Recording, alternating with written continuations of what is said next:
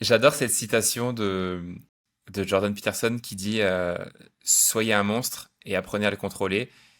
Si vous ne pouvez pas faire de mal, vous êtes juste faible.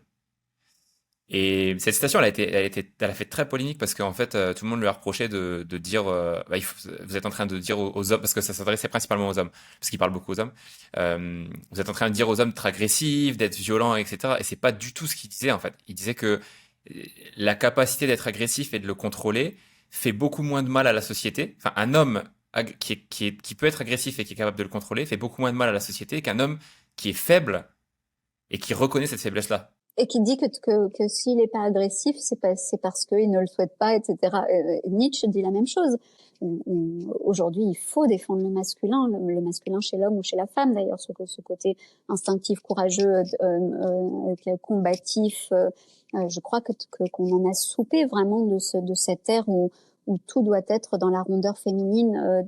Et encore une fois, je ne parle pas d'homme ou de femme, mais de masculin, féminin, tout le monde. Le monde valorise tout ce qui est ultra féminin, hypersensibilité. On est quelqu'un de bien quand on est quelqu'un d'hypersensible, on est quelqu'un d'humain quand on est rond, gentil, quand on se laisse marcher sur les pieds, mais que on est gentil quand même. L'intelligence entre guillemets émotionnelle, les garçons à l'école qui sont réprimandés dès qu'ils ont un comportement de garçon, ça, je n'en peux plus en fait, et je pense qu'on peut très bien être une femme ultra féminine, mais porter un fort masculin, et que c'est comme ça que les femmes de l'histoire s'en sont sorties.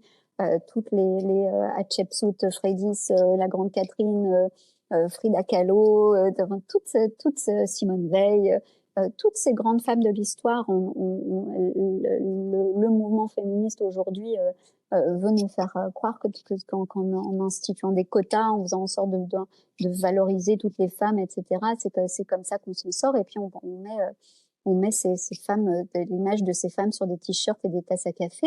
Mais en fait, ce qu'on oublie, c'est que ce qui a fait elles s'en sont sorties dans un monde autrement plus machiste que le nôtre aujourd'hui, c'est que c'est le masculin qu'elles avaient en elles, c'est cet instinct, ce courage, cette indifférence au jugement d'autrui, etc.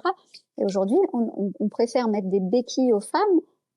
Et à ma fille, vous voulez mettre des béquilles à ma fille en lui disant tu te fais harceler, viens me voir si t'es harcelée, etc.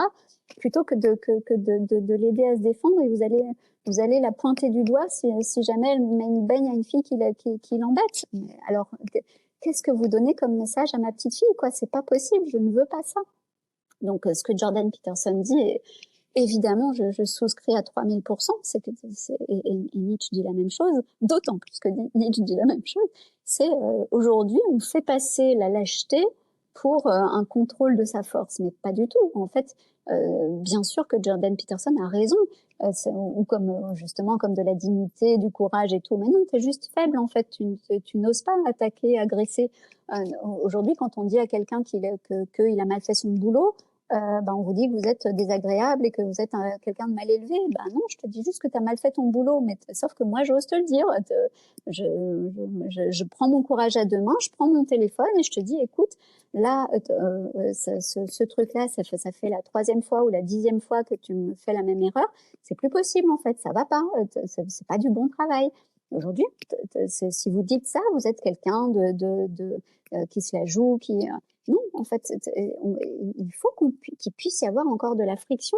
Et je crois que c'est ça que Jordan Peterson nous dit, c'est contrôle ton pouvoir. Tu as un pouvoir, assume-le, sois agressif quand tu dois être agressif, n'évite pas l'agressivité, mais sois doux quand il faut être doux. D'ailleurs, lui-même, il y a plein de vidéos où on le voit en train de pleurer ou en train de fondre en larmes pour des questions il est OK avec ça. Et ça, c'est un homme, un vrai. C'est un homme, un vrai, même avec un grand H, on peut mettre les femmes là-dedans. C'est ne pas fuir son émotion, mais ne pas fuir non plus son agressivité. Il y a des moments où il répond de façon hyper âpre, où il est très virulent, et où la personne en face ne s'en rend pas compte, mais ne s'y attendait pas, pardon. Mais c'est pas de l'agressivité pour l'agressivité, c'est simplement ça demande une réponse agressive à ce moment-là. Donc je crois que c'est comme je donne souvent cette image de la petite cuillère, de la communication non violente et tout cet univers de gentillesse, de guimauve et d'être bienveillant envers l'autre, etc. C'est comme si on disait à quelqu'un, tu dois utiliser ta petite cuillère pour tous les plats, en fait. Tu manges de la viande, tu utilises ta petite cuillère. Ben non, en fait, il y a des moments où il faut piquer, où il faut couper, et puis il y a d'autres moments où il faut utiliser la petite cuillère. Je souhaite que mes enfants, que les miens, que ceux qui nous écoutent et qui aiment l'embellisme utilisent tous leurs couverts. Elle est géniale cette métaphore.